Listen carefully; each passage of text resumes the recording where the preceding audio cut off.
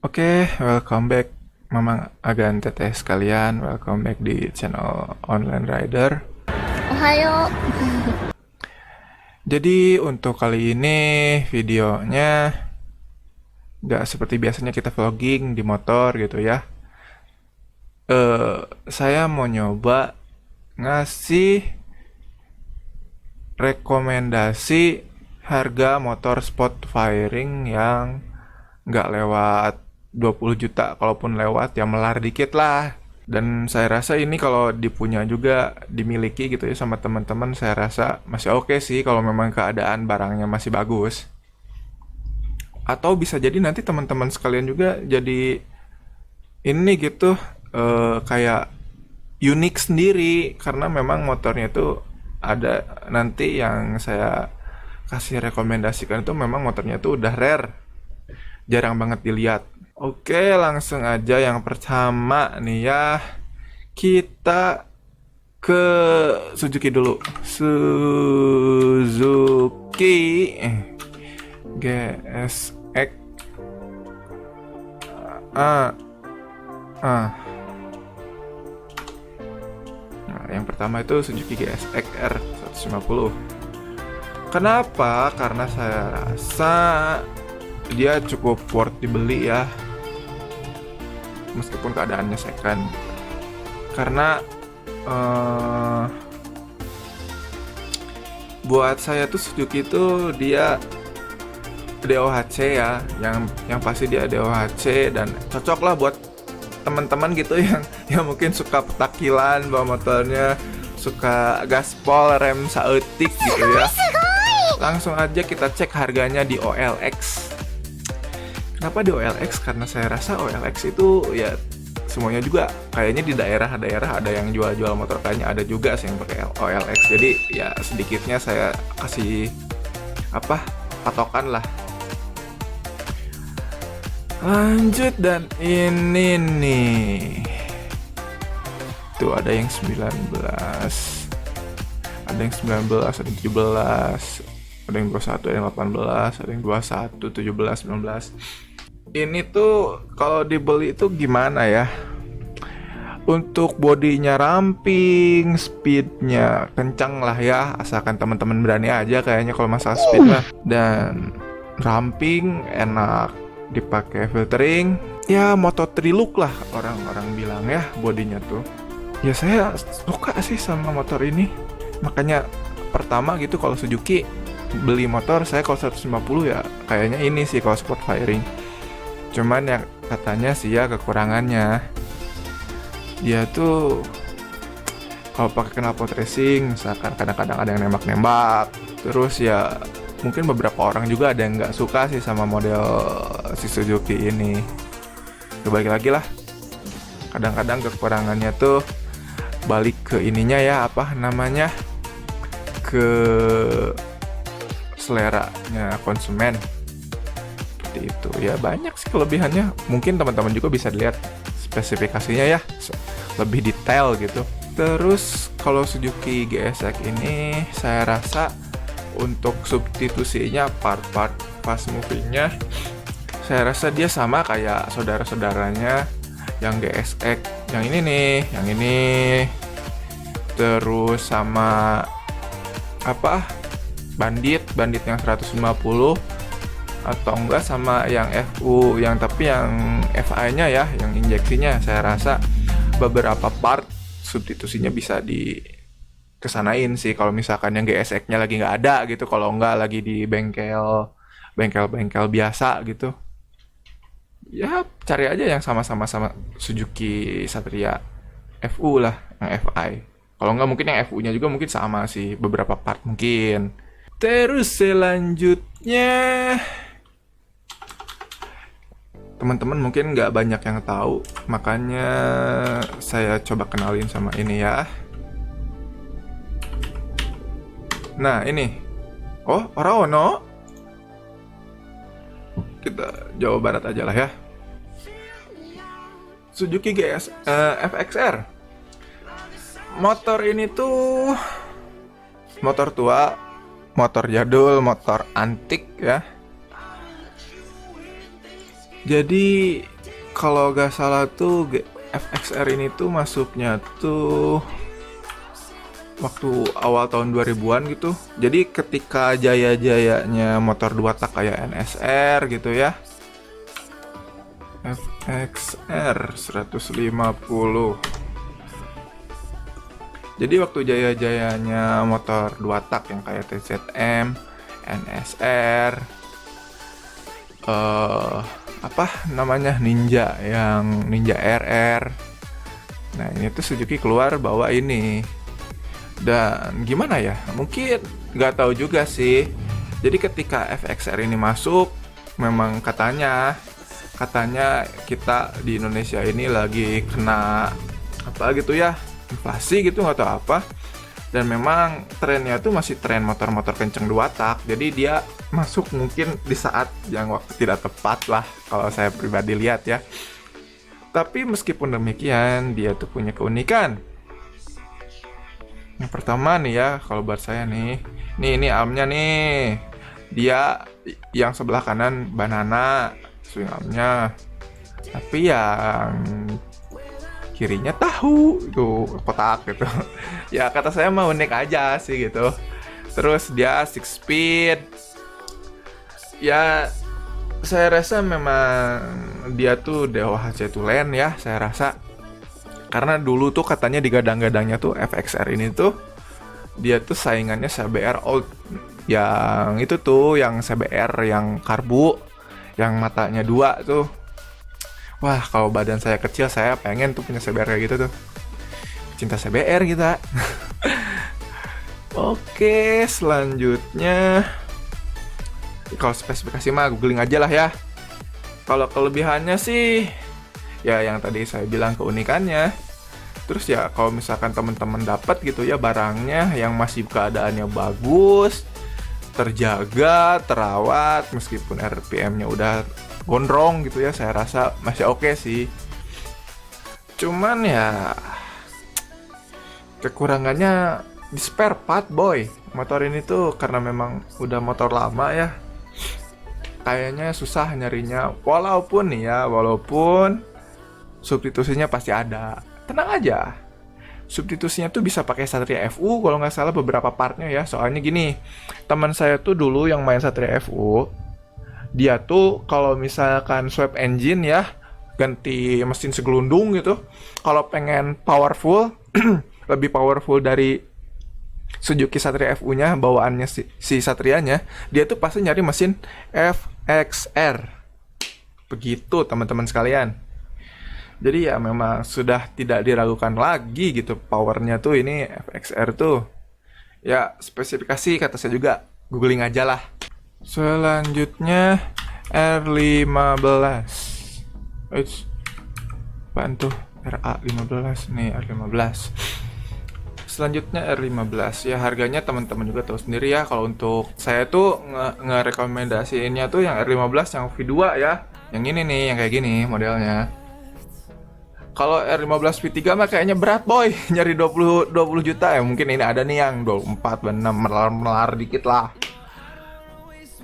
Nah ini nih yang model-model kayak gini. Dia tuh yang pertamanya tuh kalau gak salah rilisnya tuh di India doang ya. Jadi si tempat duduknya tuh nggak split kayak gini, masih satu aja gitu kayak Vixen, satu panjang gitu. Cuman nggak tahu sih lampu belakangnya, saya nggak tahu ya kayak gimana. Cuman yang umum di kita gini di Indonesia, si R15 ini ketika udah V2 dan masuk Indonesia, dia tuh belakangnya tuh wah udah kayak R6 boy. Dan kalau nggak salah dia juga udah 6 speed sih, tapi ya SOHC dia. Tapi nggak apa-apa, jangan kecil hati dengan SOHC. Kalau DOHC dia mainnya di RPM atas, SOHC itu mainnya di RPM bawah dan cocok untuk harian kalau buat saya. Jadi SOHC itu lebih ke torsi. Ininya mainnya cepet banget gitu naik RPM-nya. Ya untuk selap-selip di perkotaan yang membutuhkan torsi cukup gede lah ya, R15 ini ya oke lah. Dan looks-nya juga cukup oke. Saya kan bilang tadi bodi belakangnya udah kayak R6. Cakep boy. Cuman ya mungkin depannya nih beberapa orang di beberapa forum gitu ya, entah di Facebook ataupun di beberapa blog bilang R15 ini bagian kepalanya tuh kayak ikan lele. Tapi ya gimana ya? Ada yang bilang kayak gitu, mungkin ada benernya juga. Tapi saya ngelihatnya tuh dia desainnya tuh kalau nggak mirip-mirip R6 ya R1 sih. Kan kalau nggak salah R1 ada tuh yang kepalanya kayak gini nih, kayak si R15 kayak gini nih. Begitu. Terus kalau masalah substitusinya, perabotnya, ya memang sih motor ini sudah di discontinue kan, di discontinue. Wah, susah banget ya. Di discontinue karena udah keluar yang V3-nya dan memang lebih keren.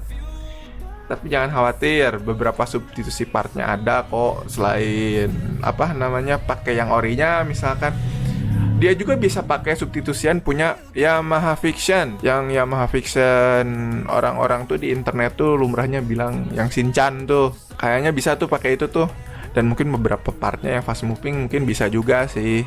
Kayak kampas rem pakai apa gitu, Mega Pro mungkin bisa aja. Tidak ada yang tahu. Jangan khawatir lah kalau masalah ini mah, substitusi mah pasti ada aja yang masuk. Lagian Yamaha juga biasanya lebih oke sih.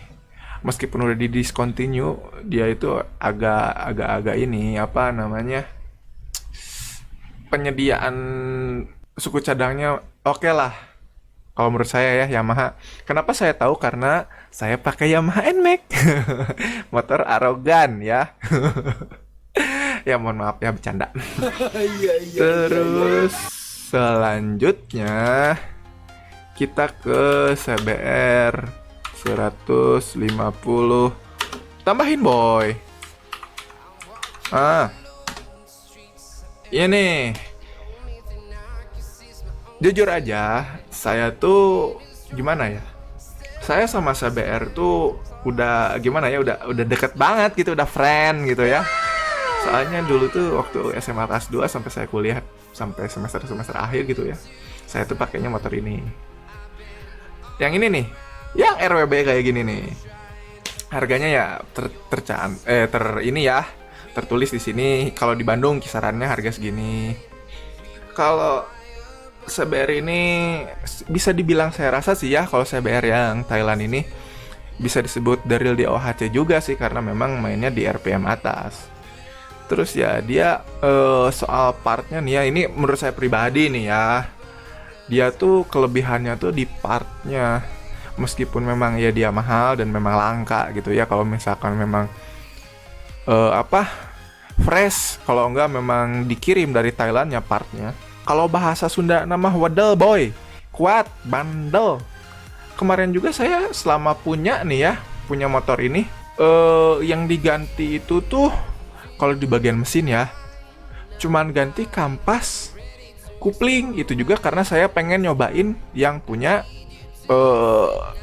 Kawasaki AR125. Saya pengen coba tuh kampas kuplingnya ya, tapi pas diganti sama si omnya gitu ya di bengkel, ini masih bagus kok katanya kampas kuplingnya, kenapa diganti? Ya saya bilang saya pengen nyobain pakai Kawasaki AR, kata saya tuh.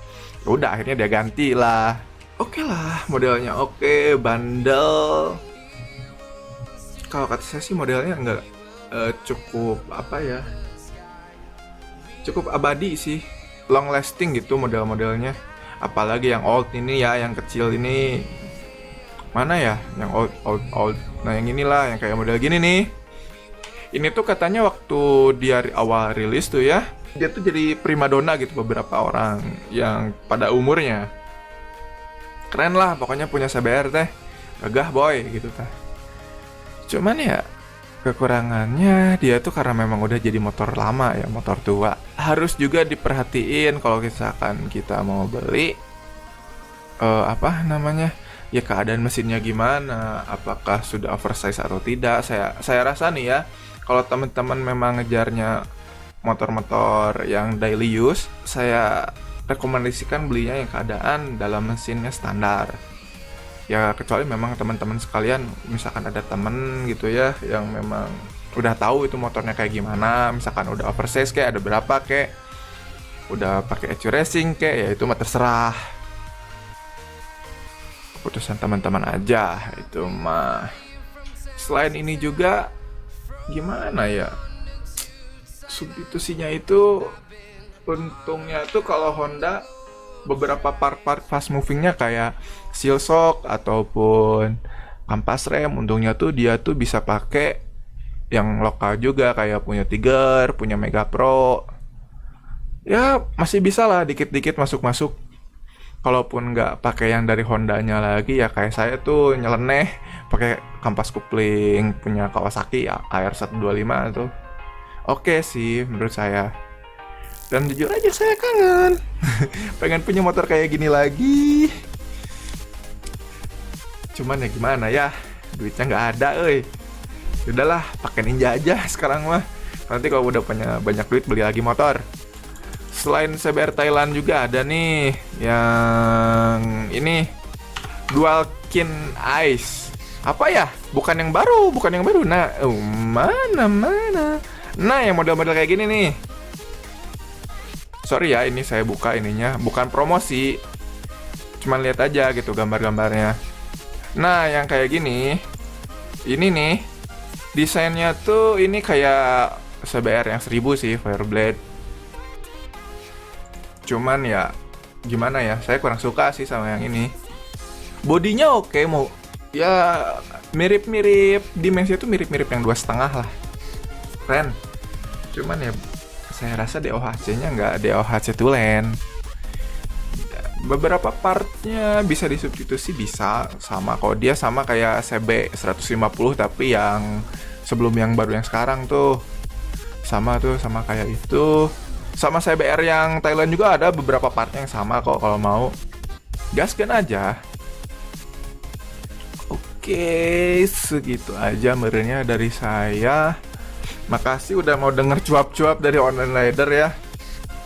Semoga bermanfaat dan apa? Oh ya ini disclaimer juga, saya nggak di endorse sama OLX ataupun nggak disuruh ngejualin motor punya sini nggak. Saya cuman ikut ngeliat gambarnya, terus kurang lebih nih di Bandung pasarannya harganya segini. Jadi tidak ada disengaja gitu sengaja buat ngejual motor orang lain. Saya cuman pakai gambar-gambarnya aja lah dan ngasih tahu kira-kira pasarannya berapa. Jadi bukan paid promotion, oke? Segitu aja meren ya dari saya. Arigatou gozaimasu. Bye bye.